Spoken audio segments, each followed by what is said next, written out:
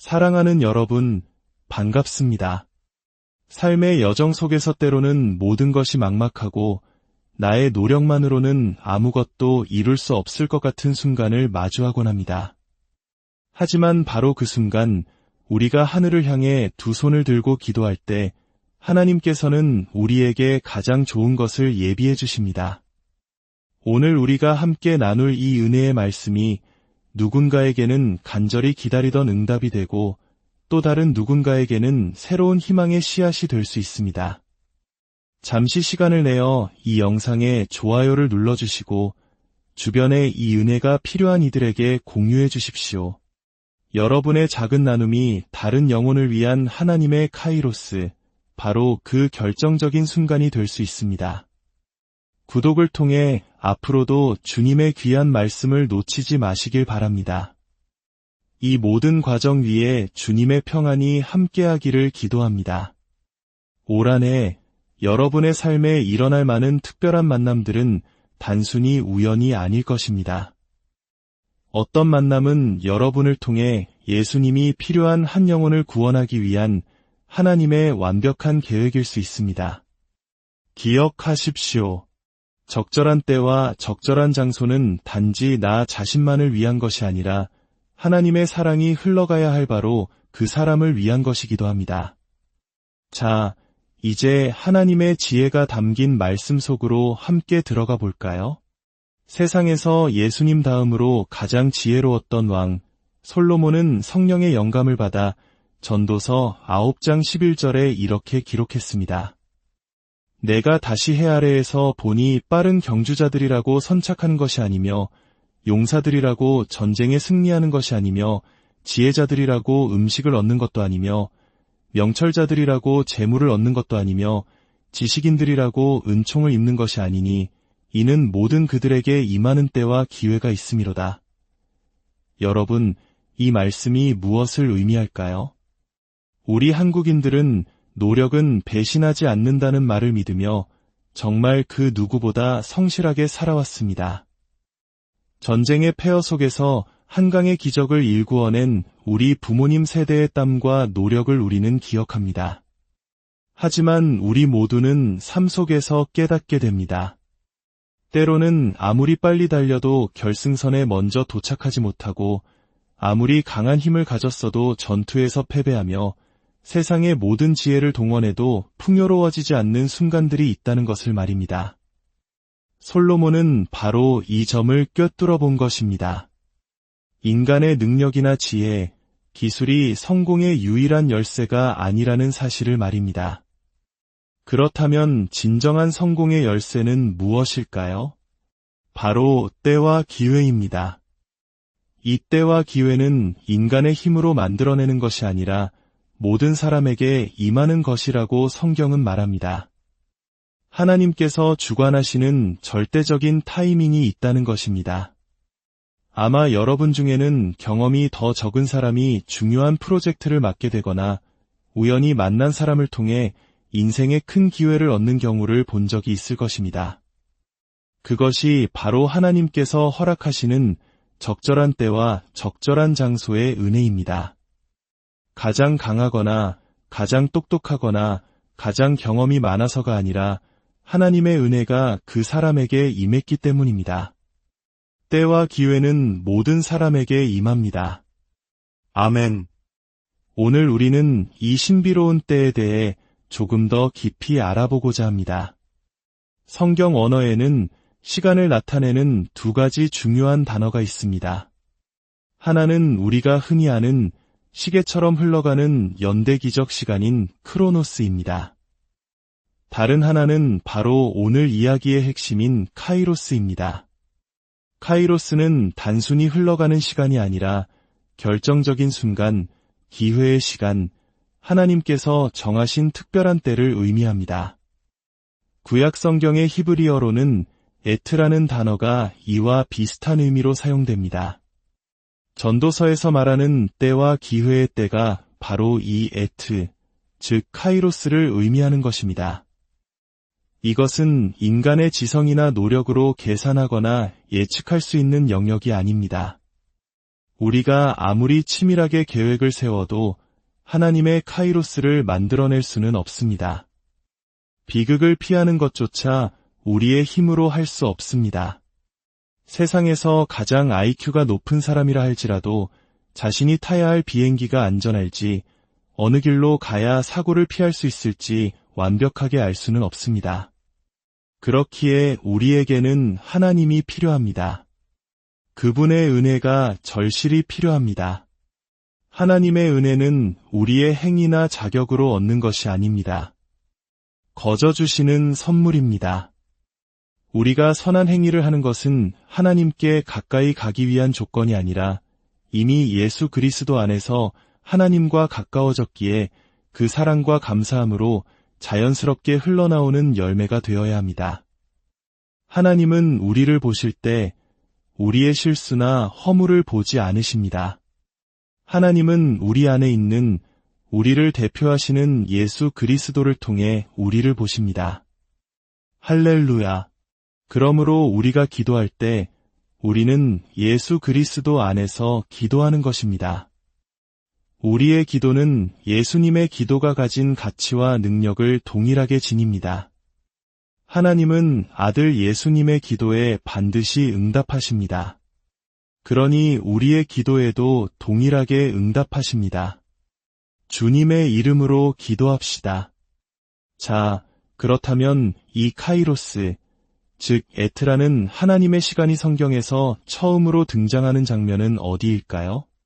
놀랍게도 그 장면은 창세기 노아의 이야기에서 나타납니다. 온 세상이 홍수로 심판받을 때 노아와 그의 가족은 방주 안에서 구원을 받았습니다. 오랜 기다림 끝에 노아는 비둘기를 내보냅니다. 그리고 창세기 8장 11절은 이렇게 기록합니다. 비둘기가 저녁 때에 그에게로 돌아왔는데 보라 그 입에 감람나무새 잎사귀가 있는지라. 여기서 저녁때라고 번역된 히브리어가 바로 에트입니다. 아담과 하와, 카인과 아벨의 이야기에서는 등장하지 않았던 이 특별한 시간, 에트가 인류를 향한 하나님의 심판이 지나간 후 성령을 상징하는 비둘기가 새로운 생명의 소식을 물고 온 바로 그때에 처음으로 사용된 것입니다. 이는 우리에게 놀라운 영적 통찰을 줍니다. 예수 그리스도께서 십자가에서 우리의 모든 죄를 짊어지시고 심판을 받으신 후 성령께서 우리에게 오셔서 참된 생명과 회복의 카이로스를 가져다 주심을 보여주는 그림자입니다. 우리를 적절한 때와 적절한 장소로 인도하시는 분은 바로 우리 안에 내주하시는 성령님이십니다.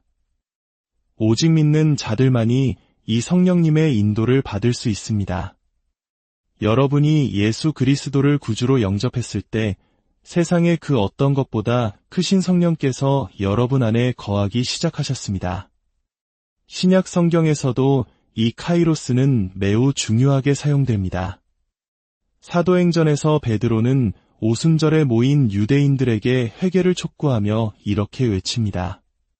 그러므로 너희가 회개하고 돌이켜 너희 죄 없이 함을 받으라. 이같이 하면 새롭게 되는 날이 주 앞으로부터 이를 것이요. 여기서 새롭게 되는 날, 즉 회복의 시간이 바로 카이로스입니다. 이 회복의 카이로스는 주님의 임재로부터 온다고 말씀합니다. 또 다른 놀라운 카이로스의 예는 아브라함과 사라의 이야기에서 찾아볼 수 있습니다. 하나님께 아들을 약속받았지만 20년이라는 긴 세월이 흐르도록 아이는 태어나지 않았습니다. 사라는 이미 나이가 많아 아이를 가질 수 없는 몸이었습니다. 바로 그때 하나님께서 아브라함에게 나타나 말씀하십니다. 창세기 18장 14절입니다. 여호와께 능하지 못한 일이 있겠느냐. 기한이 이를 때에 내가 내게로 돌아오리니 사라에게 아들이 있으리라. 여기서 기한이 이를 때에 사용된 히브리어가 바로 에트입니다.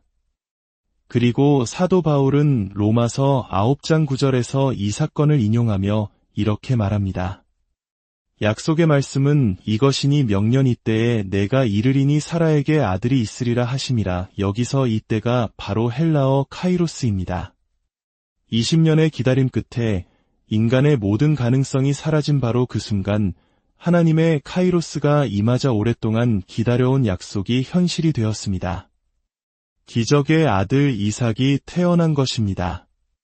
그래서 우리는 올 한 해를 카이로스의 해라고 부릅니다. 수년 동안 기도해온 여러분의 기도가 마침내 응답받고 약속이 성취되는 현현의 해가 될 것입니다. 갈라디아서 6장 9절은 우리에게 이렇게 권면합니다. 우리가 선을 행하되 낙심하지 말지니 포기하지 아니하면 때가 이름에 거두리라. 여기서 때가 이르면 때 역시 카이로스입니다. 카이로스의 때가 오면 우리는 반드시 열매를 거두게 될 것입니다. 혹시 이런 경험을 해보신 적 있습니까? 이 문제에 대해 꼭 기도해야지라고 마음만 먹었는데 기도하기도 전에 문제가 해결되는 경험 말입니다. 올 한 해 이런 일들이 여러분의 삶에 더욱 자주 일어날 것입니다. 그럴 때마다 이 모든 것을 이루신 우리 주 예수 그리스도께 영광을 돌리십시오. 세상 사람들은 이런 현상을 세렌디피티라고 부릅니다. 우연히 얻게 된 행운이라는 뜻이죠. 하지만 우리는 압니다. 그것은 우연이 아니라 하나님의 완벽한 섭리이며 우리를 향한 그분의 사랑이라는 것을요. 우리가 하나님의 나라와 그의 의를 먼저 구할 때 세상이 쫓는 모든 것들이 우리에게 더해지는 것, 그것이 바로 하나님의 방식입니다. 수많은 과학적 발견들 또한 이러한 세렌디피티의 결과물이었습니다. 예를 들어 박테리아를 죽이는 페니실린의 발견은 알렉산더 플레밍이라는 한 과학자의 실수에서 비롯되었습니다. 독실한 장로교 신자였던 그는 자신의 실험에 하나님께서 개입하셨다고 고백했습니다. 우연처럼 보였던 하룻밤의 방치가 인류의 수많은 생명을 구하는 위대한 발견으로 이어진 것입니다. 하나님께서는 믿는 자들의 삶에 이런 놀라운 세렌디피티, 즉 카이로스를 만들어 가십니다. 이제 두 손을 가슴에 모으고 저와 함께 기도하시겠습니다. 이 기도가 이번 한 주 여러분의 삶에 놀라운 응답으로 나타나기를 소망합니다. 하늘에 계신 우리 아버지, 아브라함의 하나님, 이삭의 하나님, 야곱의 하나님, 이번 한 주 저에게 주님의 성공을 허락하여 주옵소서. 저에게 카라를 주시고 카이로스를 허락하여 주옵소서. 적절한 때에 적절한 장소에 있게 하여 주시옵소서.